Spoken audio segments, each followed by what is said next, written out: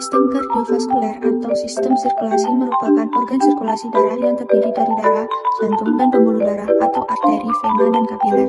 Sistem kardiovaskuler memerlukan banyak mekanisme yang bervariasi agar fungsi regulasinya dapat merespon aktivitas tubuh.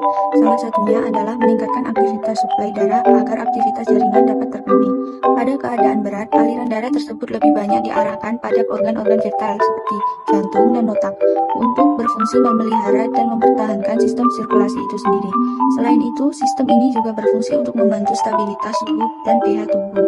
Organ pada sistem kardiovaskuler beserta fungsinya: A. Jantung.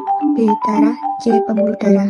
Jantung sebagai pompa untuk menggerakkan darah ke seluruh tubuh. Jantung memiliki 4 ruang, 2 antrium atau ruang atas dan 2 vertikal atau ruang bawah. Mari kita pelajari bagaimana darah mengalir melalui jantung. Yang pertama, antrium kanan mengambil darah yang membawa karbon dioksida. Kedua, darah diperas ke dalam vertikal kanan dan dibawa ke paru-paru, tempat oksigen menggantikan karbon dioksida. Ketiga, darah pembawa oksigen dari paru-paru memasuki antrium kiri.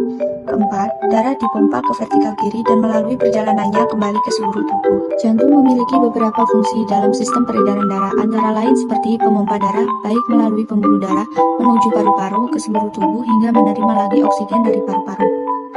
Selain itu, jantung juga berfungsi mencegah bercampurnya darah minim oksigen dengan darah kaya oksigen, membuang zat sisa metabolisme, hingga membantu dalam pengukuran volume darah melalui perhitungan denyut jantung. Darah merupakan cairan pada tubuh yang mampu mengangkut berbagai zat dan oksigen hingga mengangkut nutrisi yang dibutuhkan oleh jaringan tubuh. Selain itu, darah juga mampu mengangkut zat sisa hasil metabolisme serta sebagai sistem imunitas atau sistem pertahanan tubuh dari serangan berbagai penyakit. Hormon-hormon dari sistem endokrin juga diedarkan melalui darah. Darah kita memiliki 4 komponen utama. Yang pertama, sel darah merah, berfungsi membawa oksigen, nutrisi, dan limbah. Kedua, sel darah putih, berfungsi melawan penyakit dan melindungi tubuh dari infeksi. Ketiga, trombosit, berfungsi sebagai tempat berkumpulnya di lokasi cedera dan membantu proses pembekuan. Yang keempat, plasma, berfungsi cairan berwarna jernih tempat komponen lainnya mengapung. Darah terbagi menjadi 3 golongan, yakni sel darah merah atau eritosit, sel darah putih atau leukosit, dan keping darah atau trombosit. Sel darah merah merupakan bagian utama darah yang terbentuk penutup dan berwarna merah. Warna merah pada eutosit disebabkan adanya hemoglobin yang mengandung protein, zat besi, dan globin. Hemoglobin berfungsi meningkat oksigen menuju ke paru-paru.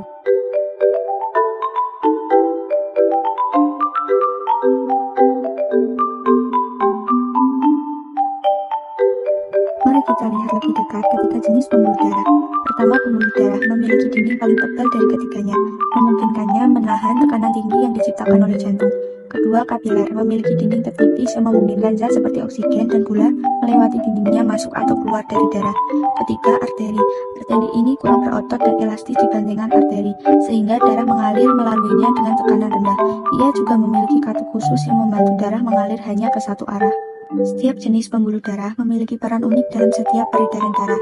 Pembuluh darah membawa darah keluar dari jantung. Kapiler membantu pertukaran zat antara darah dan jaringan. Arteri membawa darah kembali ke jantung. Mekanisme sistem kardiovaskuler. Mekanisme sistem peredaran darah manusia terbagi atas 2 macam, yakni peredaran darah kecil atau pulmonal dan peredaran darah besar atau sistemik. Peredaran darah kecil atau pulmonal. Sistem peredaran darah kecil merupakan sistem peredaran darah yang mengalir dari jantung ke paru-paru dan kembali lagi ke jantung. Peredaran darah kecil dimulai dari bilik kanan jantung, pembuluh nadi paru-paru, serambi kiri jantung. Peredaran darah kecil berfungsi melakukan pertukaran gas di paru-paru. Darah melepaskan karbon dioksida dan mengambil oksigen dari alveoli paru-paru. Perbedaan darah besar atau sistemik. Sistem peredaran darah besar merupakan sistem peredaran darah yang mengalir dari jantung ke seluruh tubuh. Peredaran darah besar dimulai dari bilik kiri jantung, aorta, pembuluh nadi, pembuluh bali atas dan bawah, serambi kanan jantung. Peredaran darah besar berfungsi untuk mengirimkan darah yang mengandung oksigen ke seluruh tubuh dan mengembalikan darah yang teroksigenerasi kembali ke jantung. Penyakit pada sistem kardiovaskuler. Yang pertama, serangan jantung. Kedua, gagal jantung. Ketiga, stroke. Keempat, aritma. Kelima, DVT. Kesimpulan: jantung, organ berotot yang memiliki 4 ruang pompa darah ke seluruh tubuh. Darah memiliki 4 komponen plasma, sel darah merah, putih, sel darah, dan trombosit membawa oksigen, nutrisi, dan limbah. Pembuluh darah memiliki 3 jenis, arteri, vena, dan kapiler, berfungsi sebagai saluran darah.